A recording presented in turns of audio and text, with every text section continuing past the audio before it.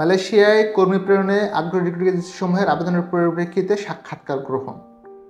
ভাই এখন তো কলিং ভিসা শুরু হলো, তাহলে ইন্টারভিউ কিসের?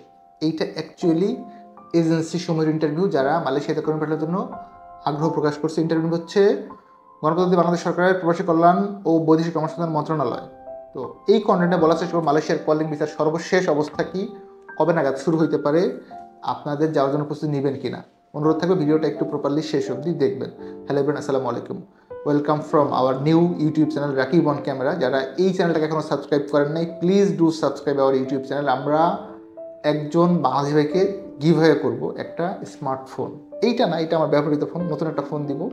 এটা হবে গিভ অ্যাওয়ে চাঁদ রাতে। সো ঈদের মতো খুশি হবে আশা করি, বিকজ একদম ঘরে বসে বিনা খরচে একটা স্মার্টফোন পাচ্ছেন বেসিক্যালি।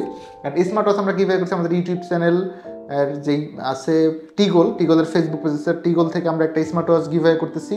অ্যান্ড টিগল থেকে একজনকে দেশে বের পাঠাবো বিনা খরচে বিনা টাকায়। যেটা করতে হবে, ওই চ্যানেলটাকে সাবস্ক্রাইব করে দেবেন। আর এই চ্যানেল সাবস্ক্রাইব করলে আপনার পাবেন হচ্ছে একটা অ্যান্ড্রয়েড মোবাইল ফোন। আমরা ব্যাক করি মালয়েশিয়ার কলিং ভিসার ইস্যুতে। মালয়েশিয়ার কলিং ভিসা নিয়ে আপনারা প্রত্যেকে আগ্রহ নিয়ে অপেক্ষা করতেছেন, অধীর আগ্রহ নিয়ে বেসিক্যালি আমরাও অপেক্ষা করতেছি as a agency.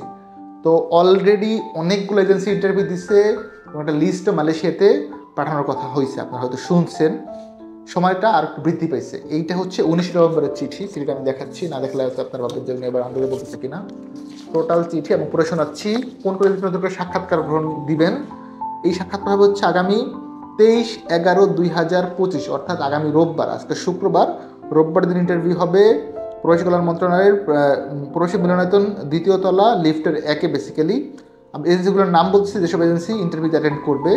This is not final list যে এরা লোক পাঠাবে, এটা হচ্ছে ইন্টারভিউ নিবে মন্ত্রণালয়। আমি এজেন্সির নামগুলো বলতেছি: সুনবিম ট্রাভেলস, RL নাম্বার 024, অনেক পুরাতন licence. MD Aziz trading corporation, RL number 035, এরাও পুরাতন লাইসেন্স। মেরিডিয়ান ইন্টারন্যাশনাল 077, পুরাতন licence. Ahmed and company private 081, অবশ্যই অনেক পুরাতন licence.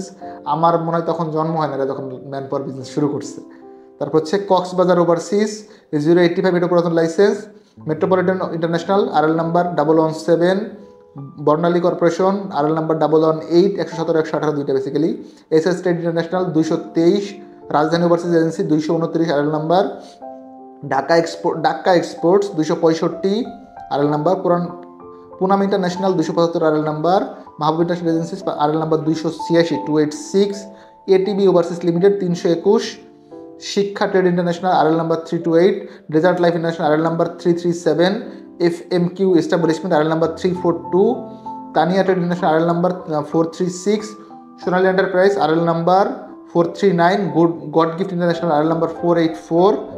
Asia continental group BD, RL number 523। Perfect international, RL number 592। Prime overseas limited, RL number 595। NA falcon international, RL number 617। Mamun enterprise, RL number 621। Brahmanbaria overseas limited, RL number 666। Al Khamis international 680, RL number. Kabir overseas, RL number 763। Memorial overseas, RL number 784। Ummul Qura overseas, RL number 786। Gulf overseas, RL number 825। AL Sharma international 841, RL number.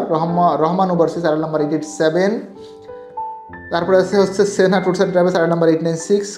ওয়াসিস trade limited, RL number 908। After that the Dhaka trade international, Samia overseas, MM consultant, Palash trade, আমাদের international, soul associates, marshal overseas, এরকম নাম অনেকগুলো আছে। আমি সবগুলো আসলে প্রশ্ন গেলে ভিডিও লম্বা হয়ে যাবে, আমি না করি এই কাজটা। লাস্ট হচ্ছে continental man power limited 2709। Continental নিয়ে একটা কথা বলি, লাস্ট আপনার একদমই শেষের দিকে কন্টিনেন্টাল কিন্তু লোক পাঠাইছে। সো এটা অবশ্যই তাদের জন্য একটা গর্বের বিষয়। RL number 709। এখানে অনেকগুলো শর্ত আছে, 10টা শর্ত মালয়েশিয়া অলরেডি দিয়ে দিছিল এজেন্সিগুলোকে। লাইসেন্স প্রাপ্তির পর অন্তত 5 বছরের জন্য 17 জন বিজনেস কার্যক্রম পরিচালনা থাকতে হবে, বিগত 3 বছরের। এই যে অনেকগুলো শর্ত আপনারা দেখে নিন। আমি ইনার্শিয়াল শুধুমাত্র এটুকু বলতেছি, মালয়েশিয়ার কলিং ভিসার জন্য আমরা সব অপেক্ষা করতেছি। উই আর এক্সপেক্টিং যে এই শ্রমবাজারটা খুলতে পারে, বিকজ দেখেন দীর্ঘদিন ধরে এটা নিয়ে একটা জল্পনা কল্পনা চলতেছে। ইভেন মন্ত্রণালয়ের পক্ষ থেকে একাধিকবার চিঠি চালাচালি করা হইলো, তারপরে ইন্টারভিউ নেওয়া হইলো। যদি না খুলতো তাহলে আমার মনে হয় ইন্টারভিউ নিত at least, because recently BMET interview নেওয়ার পরে কিন্তু যাদের লাইসেন্স পেন্ডিং ছিল ওদেরকে অ্যাপ্রুভাল দিয়ে দিচ্ছে। তো আমার মনে হয় মন্ত্রণালয়ের পক্ষ থেকে গ্রিন সিগন্যাল আছে, খুলতে পারে মালয়েশিয়ার শ্রমবাজারটা। কবে খুলবে দ্যাটস এ কোয়েশ্চেন। কবে নাগাদ মেডিকেল শুরু হবে সেটাও আমরা এখনও জানি না। মেডিকেল কবে নাগাদ শুরু হবে, কত টাকা ফি হবে, ভিসা কোন কোন সেক্টরে খুলবে, এই সব বিষয় নিয়ে অলরেডি আলোচনা চলতেছে। মন্ত্রণালয়ের পক্ষ থেকে আপনাদেরকে এরকম একটা চিঠি ইস্যু করে দেবে। আনটিল আপনাদের কাছে আমার একটা রিকোয়েস্ট, কেউ টাকা পয়সা ধরা খায় না। কারণ আপনি এখন হুট করে একজন টাকা পয়সা দিয়ে বসলেন, পরবর্তী পর্যায়ে গিয়ে দেখলেন যে আসলে ওনার নাই, ভিসা ওনার কাছে নাই বা উনি করতে পারবে না, বা আল্লাহ না করে ওনার টাকা আপনার টাকা উনি মারা গেল। তো আগের ভাগেই অনেক বেশি এক্সাইটেড হয়ে কেউ অ্যাটলিস্ট ভুয়া মেডিকেল করেন না, টাকা পয়সা দিয়ে ধরাও খায়েন না। চোখ কান খোলা রাখেন, সব খোঁজ খবর রাখেন। যখন স্টার্ট হবে যে ভাই কলিং বিষয় শুরু হয়ে গেছে, মেডিকেল শুরু হচ্ছে এই পারপাসে, তখন আপনারা এই জিনিসটা শুরু করেন। কিন্তু এই মুহূর্তে হুট করে একজনকে টাকা দিয়ে আটকা পড়লেন, পরবর্তীতে যদি আপনাকে টাকা ফেরত না দেয় বা আপনার কাঙ্ক্ষিত ভিসা না থাকে, আলটিমেটলি কী হবে, আপনি আমি সকলে বিপদে পড়বো। এই জিনিসটা না করেন।